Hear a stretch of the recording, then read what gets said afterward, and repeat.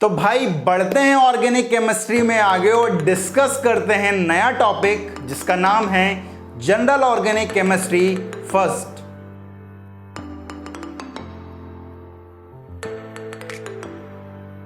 GOC1 आज हम start करने वाले हैं। उससे पहले अपन ने आइसोमेरिज्म पढ़ा। आइसोमेरिज्म में जो इंपॉर्टेंट टॉपिक था that is geometrical isomerism and optical isomerism, ठीक है, वो पढ़ा है भाई। अब GI और OI के एक भी क्वेश्चन नहीं छूटने वाला है भाई हमसे, राइट। जो नया टॉपिक आज हम स्टार्ट करने वाले हैं वो है भाई GOC1।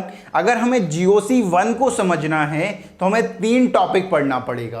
पहला है हमारे पास बॉन्ड क्लीवेज, दूसरा है हमारे पास type of reagent and third is electronic effect. अब बॉन्ड क्लीवेज हमें 2 टाइप का पढ़ने वाले हैं यहाँ पर, heterolytic cleavage and homolytic cleavage.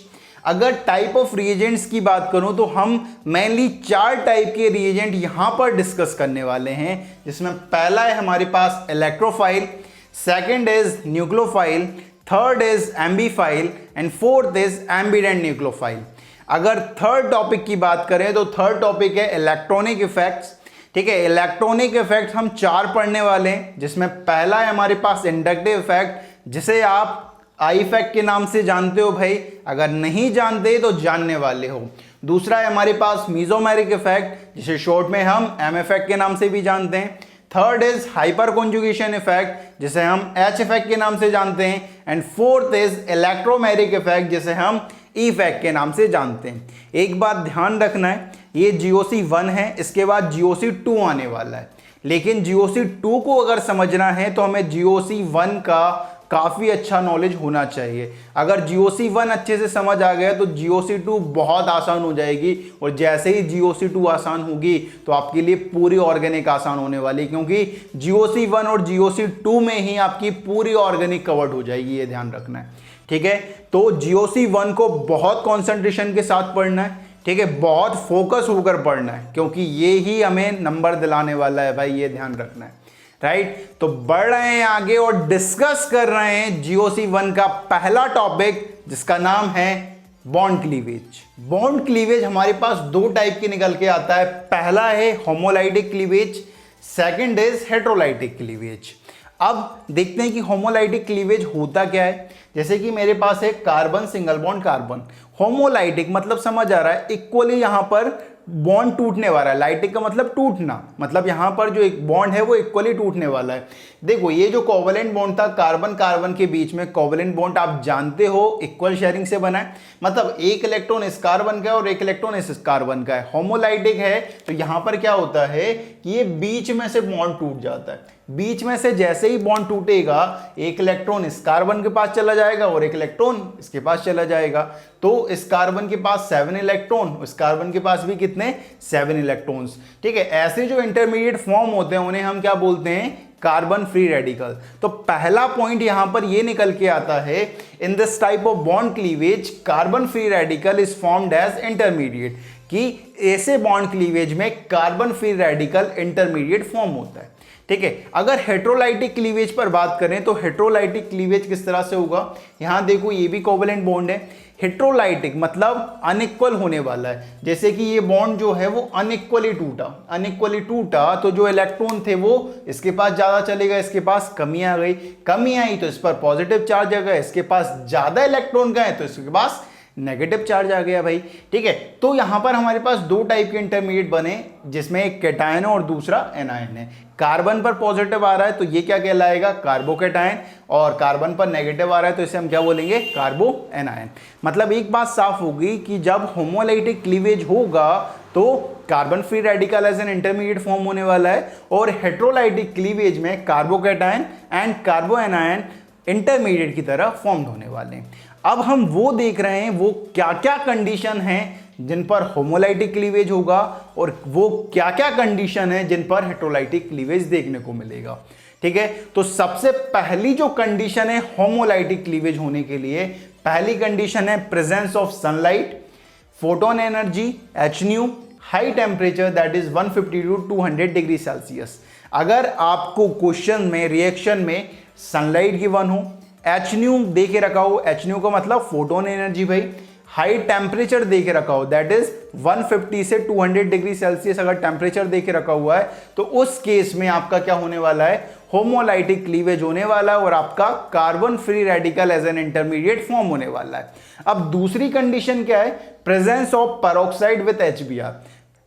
Peroxide का प्रेजेंस होना है HBr के साथ, ठीक है। ये रिएक्शन शायद आपने पढ़ी होगी, free radical addition reaction, alkene और अल्काइन की रिएक्शन होती है भाई ये, ठीक है। तो उसमें भी हमारा carbon free radical as an intermediate form होता है।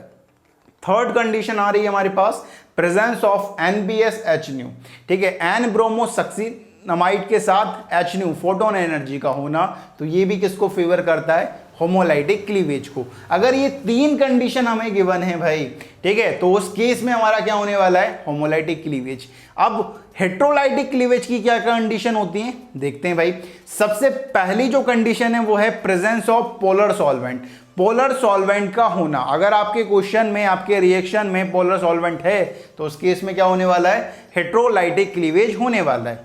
दूसरी कंडीशन है presence of polar compounds like alkyl halide, alcohol, aldehyde, ketone etcetera.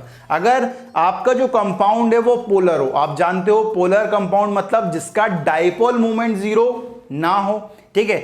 Polar compounds या पोलर बॉन्ड की बात अपन जीआई में कर चुके हैं जब अपन ने सिस ट्रांस की प्रॉपर्टी कंपेयर करी थी, ठीक है। तो एक डाइपोल मूवमेंट भी अपन ने कंपेयर करना सीखा था।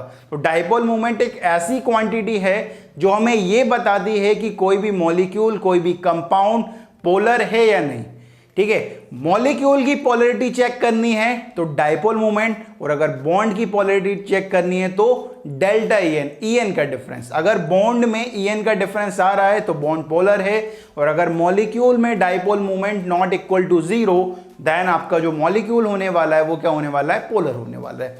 तीसरी कंडीशन है प्रेजेंस ऑफ लो टेम्परेचर और रूम टेम्परेचर।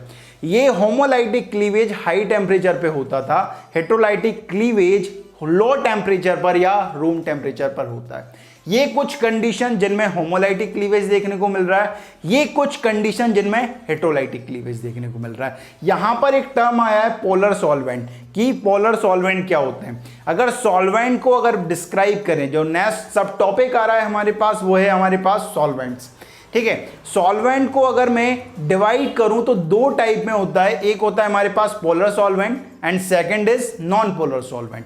अब पोलर सॉल्वेंट हमारे पास दो टाइप के निकल के आते हैं। पहला है हमारे पास पोलर प्रोटिक सॉल्वेंट जिसे हम PPS के नाम से जानते हैं, and second is polar aprotic solvent जिसे हम PS के नाम से जानते हैं, ठीक है। तो बढ़ रहे हैं अपन आगे और डिस्कस करेंगे पोलर प्रोटिक सॉल्वेंट, लेकिन उससे पहले ले लो आप इसका स्क्रीनशॉट।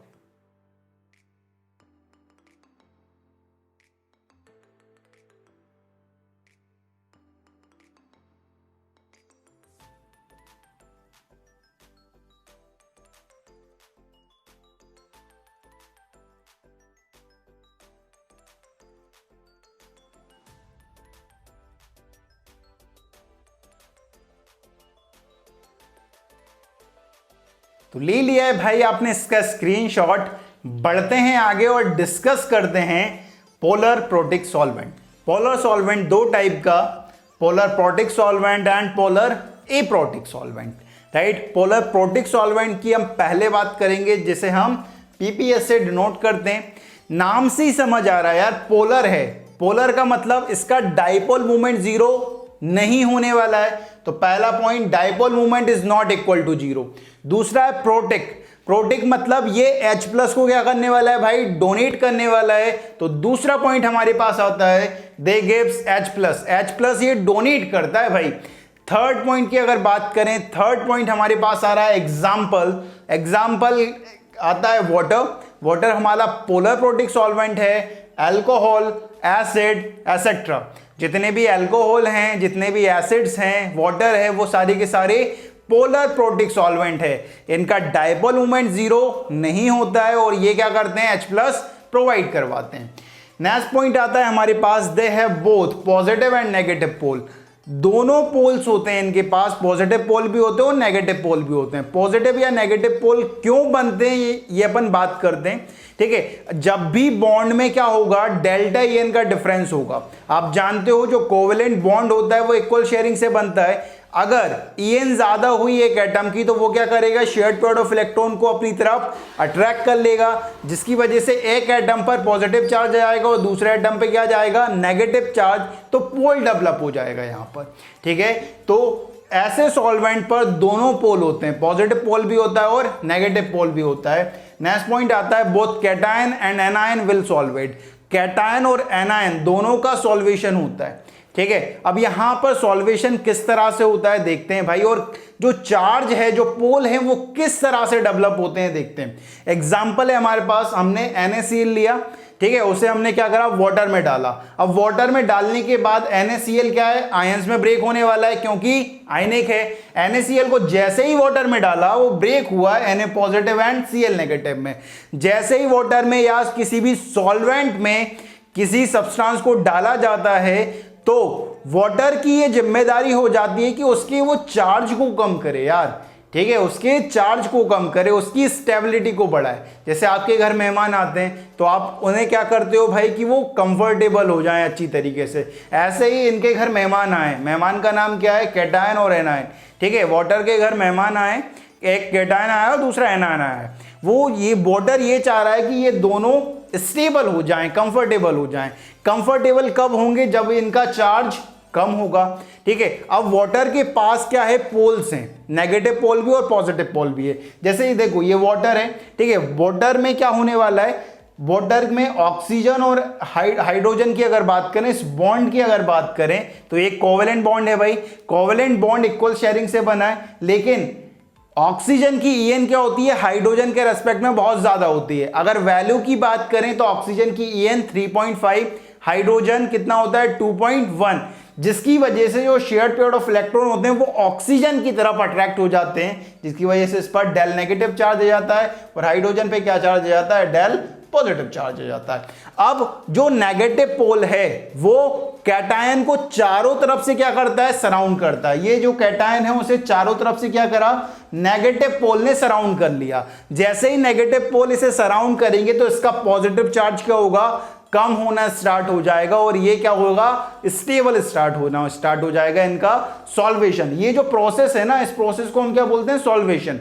जैसे ही किसी भी सब्सटेंस को आप वाटर में उठा के डाल दो तो वाटर क्या करता है, उसके चार्ज को कम करता है। उसमें दो पोल होते हैं, पॉजिटिव और नेगेटिव। कैटायन को नेगेटिव पोल सराउंड करता है और एनायन की बात करें, एनायन कौन है, Cl नेगेटिव, इस पर नेगेटिव चार्ज है तो वाटर का पॉजिटिव पोल इसे सराउंड करेगा। ठीक है, नेगेटिव को पॉजिटिव पोल, पॉजिटिव को नेगेटिव पोल सराउंड करेगा और इसके चार्ज को कम करेगा। ये जो पूरा फेनोमेना हो रहा है उसे हम क्या बोलते हैं, हाइड्रेशन। वाटर के केस में हाइड्रेशन, और अगर टोटली बात करें, अगर सॉल्वेंट लेते हैं तो उसे बोलते हैं सॉल्वेशन। ठीक है, किसी भी सब्सटेंस को जब हम सॉल्वेंट में डालते हैं तो सॉल्वेंट उसके चार्ज को कम करने की कोशिश करता है, इस फेनोमेना को हम सॉल्वेशन बोलते हैं। ठीक है, वाटर है इसलिए इस केस में हाइड्रेशन बोलते हैं। जैसे ही वाटर इसे सराउंड करता है तो एनर्जी रिलीज होती है, जिसे हम बोलते हैं वाटर के केस में हाइड्रेशन एनर्जी, या और अदर सॉल्वेंट के केस में बोलते हैं सॉल्वेशन एनर्जी। और एनर्जी जैसे ही कम होगी स्टेबिलिटी क्या होगी, बढ़ेगी। पूरी केमिस्ट्री में एक पॉइंट ध्यान रखना है कि एनर्जी और स्टेबिलिटी एक दूसरे के इनवर्सली प्रोपोर्शनल है। अगर एनर्जी ज्यादा स्टेबिलिटी कम, एनर्जी कम तो स्टेबिलिटी ज्यादा। तो यहां पर उन्होंने क्या किया है, एनर्जी रिलीज कर दी, एनर्जी कम कर दी, और एनर्जी कम करी तो स्टेबिलिटी क्या करी, बढ़ा दी। तो Na पॉजिटिव और Cl नेगेटिव वाटर में जाके क्या हो गए, स्टेबल हो गए। तो ये समझ आया कि दोनों पोल होते हैं और सॉल्वेशन किस तरह से होता है। ठीक है, तो यहां पर दोनों का, कैटायन और एनायन का, दोनों का सॉल्वेशन हो रहा है। अब बात आती है polar aprotic solvent. Polar aprotic solvent नाम से समझ आ रहा है ये पोलर है। पोलर का मतलब डायपोल मूवमेंट जीरो नहीं होने वाला है। तो पहला point, dipole movement is not equal to zero. Second point, aprotic है, मतलब ये H+ को डोनेट नहीं करेगा। Second point, that does not give H+ को डोनेट नहीं करने वाला है ये। ठीक है, थर्ड पॉइंट के अगर एग्जाम्पल की बात करें तो एग्जाम्पल आता है हमारे पास ड्राई ईथर, ROR से जिसे बोलते हैं अपन। ठीक है, सेकंड एग्जांपल है हमारे पास डाई मिथाइल सल्फर ऑक्साइड, जिसे शॉर्ट में हम क्या बोलते हैं, DMSO। ठीक है, इसका स्ट्रक्चर क्या है, डाई मिथाइल मतलब सल्फर से दो मिथाइल कनेक्टेड है और एक ऑक्साइड है। ठीक है, सल्फर डबल बॉन्ड हो और दोनों साइड क्या है, मिथाइल है। Third example is di methyl formamide, DMF, ठीक है। एंड फोर्थ इज नाइट्रोबेंजीन, अब जानते हो भाई तुम्हारा फेवरेट है नाइट्रोबेंजीन। तो इनको याद रखना है यार, ठीक है। सॉल्वेंट पर भी डिपेंड करेगा, जब हम SN1 SN2 रिएक्शन पढ़ेंगे तो सॉल्वेंट का बहुत रोल आता है यार, तब हमें पता होना चाहिए कि पोलर सॉल्वेंट कौन सा होता है और नॉन पोलर सॉल्वेंट कौन सा होता है, क्योंकि ये फेवरेबल कंडीशन बना देता है कभी कभी, ठीक है, रिएक्शन को प्रोसीड होने के लिए, ठीक है।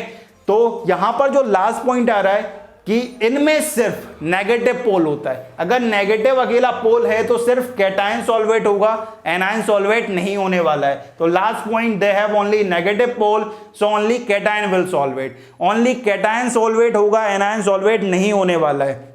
ये जो सॉल्वेशन प्रोसेस होती है ना, सॉल्वेशन प्रोसेस में एक बात ध्यान रखना, अगर ये जो आयन है इनका अगर साइज ज्यादा होगा ना तो इनका सॉल्वेशन कम होगा, अगर साइज ज्यादा होगा तो इनका सॉल्वेशन कम होगा, और सॉल्वेशन कम होगा तो स्टेबिलिटी क्या होने वाली है, कम होने वाली है। Greater the size of ion laser will be the solvation, stability of ion decreases. जितनी बड़ी साइज उतना सॉल्वेशन कम, जितना सॉल्वेशन कम उतनी स्टेबिलिटी कम, राइट। जो नेक्स्ट टॉपिक आ रहा है वो है हमारे पास नॉन पोलर सॉल्वेंट। हमने देखा कि सॉल्वेंट दो टाइप का, polar solvent, non polar solvent. Polar दो टाइप का, polar protic solvent and polar aprotic solvent. अब बात कर रहे हैं नॉन पोलर सॉल्वेंट की। Non polar solvent, non polar है, पहला पॉइंट ये निकल के आएगा कि इसका डाइपोल मोमेंट क्या होने वाला है, 0 होने वाला है। तो पहला point, dipole moment is equal to 0। Second point, they does not have any pole, कोई पोल नहीं होता, ना पॉजिटिव पोल होता है ना नेगेटिव पोल होता है। अगर पोल नहीं है तो सॉल्वेशन नहीं है भाई, पोल नहीं है तो सॉल्वेशन नहीं है। तो third point, both cation and anion will not solvate, किसी का भी सॉल्वेशन नहीं होने वाला है, ना कैटायन का सॉल्वेशन होने वाला है ना एनायन का सॉल्वेशन आता है। अब बात आती है एग्जाम्पल। एग्जाम्पल बहुत इंपॉर्टेंट रखते हैं, क्योंकि रिएक्शन में आपको सिर्फ एरो पर लिख के दे देगा कि नॉन पोलर, ऐसा नहीं देगा कि नॉन पोलर है या पोलर है, आपको सिर्फ उसका नाम लिख के दे देगा। जैसे एग्जाम्पल की बात करें नॉन पोलर में, तो एग्जाम्पल आता है ऑल अल्केन, जितने भी अल्केन होते हैं वो सारे के सारे क्या होते हैं, non polar. Second benzene, benzene हमारा नॉन पोलर सॉल्वेंट होता है। एंड थर्ड इज टेट्राक्लोरोकार्बन, ठीक है, CCl4 जो होता है वो हमारा क्या होता है भाई, नॉन पोलर सॉल्वेंट होता है, ये ध्यान रखना है, ठीक है। तो सॉल्वेंट बिल्कुल क्लियर, ठीक है, polar protic solvent, polar aprotic solvent and non polar solvent, ये थी सॉल्वेंट की कहानी, राइट। तो जल्दी से ले लो आप इसका स्क्रीनशॉट।